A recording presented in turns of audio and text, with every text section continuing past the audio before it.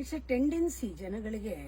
ನೀವು ಗಮನಿಸ್ಕೊಳ್ಳಿ, ಯಾವಾಗಲೂ pathetic song ಕೇಳ್ತಾ ಇರೋದು, ಸ್ಯಾಡ್ ಸಾಂಗ್ಸ್ ಕೇಳ್ತಾ ಇರೋದು, ಯಾವಾಗಲೂ ಟ್ರಾಜಿಡಿ ಸಾಂಗ್ಸ್ ಒಂಥರ ಯಾವಾಗಲೂ ಸೋ ಅಂತ ಸಾರೋಫುಲ್ಲಾಗಿ.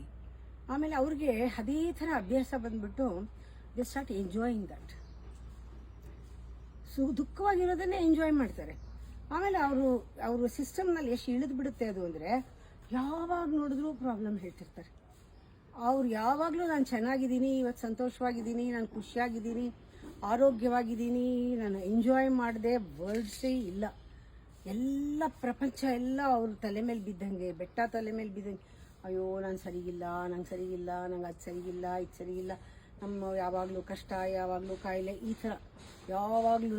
ಅದನ್ನು ಅವ್ರು ಅಷ್ಟೇ ಹೇಳಿದ್ರು ನಮಗೆಲ್ಲಾನು ಕೇಳಿದವ್ರಿಗೆ ಅಯ್ಯೋ ಪಾಪ ಅನ್ಸ್ಬೇಕು, ಅವ್ರಿಗೆ ಒಳಗಡೆ ಖುಷಿ ಆಗ್ತಾ ಇರುತ್ತೆ. ಇದೊಂಥರ ಸೈಕಾಲಜಿ. ಇಲ್ಲದ್ರೆ ಅವ್ರು ಬಿಟ್ಬಿಡೋರು. ಖುಷಿ ಇಲ್ದವ್ರ ಕೆಲಸ ಯಾವುದು ನಾವು ಮಾಡಲ್ಲ ಅಲ್ವಾ. ನಿಮಗೆ ಆ ಥರ ಹೇಳೋದೇ ಖುಷಿ ಆಗ್ಬಿಟ್ಟಿದೆ, ಅದು ನೀವು ಒಪ್ಕೊಳಕ್ ತಯಾರಿಲ್ಲ. ಆದರೆ ಒಳಗಡೆ ನಿಮ್ಗೆ ಹೇಳಿದ್ರೇನೆ ಆ ಥರ ಸಮಾಧಾನ. ಚೆನ್ನಾಗಿದೆ ಅಂತ ಹೇಳೋಕ್ಕೆ ಆಗಲ್ಲ, ಅದು ರೂಢಿ ಆಗಿಬಿಟ್ಟು ಅದು ಎಷ್ಟು ನಿಮ್ಮನ್ನು ಓವರ್ ಪವರ್ ಮಾಡಿಬಿಟ್ಟಿರುತ್ತೆ ಅಂದರೆ ನಿಭಾಯಿಸೋದೇ ಅದು ಕಷ್ಟ. ಆ ರೀತಿ ನಿಮ್ಮನ್ನು ಮೇಲ್ಗಡೆ ಅದು ಕರ್ಕೊಂಡು ಹೋಗುತ್ತೆ. ಸಂತೋಷ ಪಡೋ ಸಂದರ್ಭದಲ್ಲೂ ಸಂತೋಷ ಪಡೋದಿಲ್ಲ. ಸಂತೋಷವಾಗಿರೋಕ್ಕೆ ನಿಜವಾದ ಸಂತೋಷನ ಕಂಡುಕೊಳ್ಳೋಕೆ ಆಗೋದೇ ಇಲ್ಲ. ಯಾವಾಗ ನಮಗೆ ದುಃಖ ಆದಾಗ, ದುಃಖ ಆಗಿದೆ ಅಂತ ಗೊತ್ತಿದ್ರೆ, ದುಃಖ ಆಗಿದೆ ಇದು ಬೇಡ ಅಂತ ಗೊತ್ತಿದ್ರೆ ಅದಕ್ಕೇನಾದ್ರು ಮಾಡಬಹುದು. ನಮಗೆ ಗೊತ್ತಾಗಬೇಕಲ್ಲ, ನಮಗೆ ಇದು ಬೇಡ ನನಗೆ ಸಾಕು ಅಂತ ಬರಬೇಕಲ್ಲ.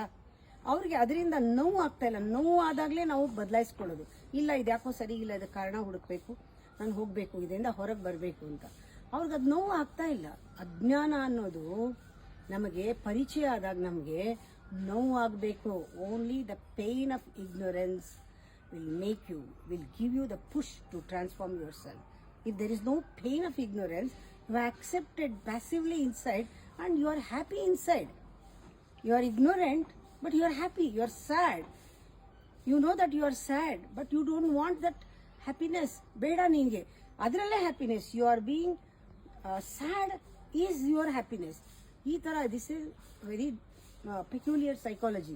ಇದಕ್ಕೆ ಸಿಕ್ಕಾಕೊಂಡ್ಬಿಟ್ಟಾಗ ಅವ್ರಿಗೆ ಮೆಡಿಟೇಷನ್ನು, ಬ್ಲಿಸ್ಸು ಏನೂ ಅವ್ರಿಗೆ ಅವ್ರ ಡಿಕ್ಷನರಿನಲ್ಲೇ ಅವರು ಸಿಗೋದಿಲ್ಲ. ಅವ್ರಿಗೆ ಯೋಗ ಮಾಡ್ಬೋದು, ಆಸನ ಮಾಡ್ಬೋದು, ಆದರೆ ಜೀವನದ ಆ ರಸ ಅಂತ ಅವ್ರಿಗೆ ತಿಳಿಯೋದೇ ಇಲ್ಲ.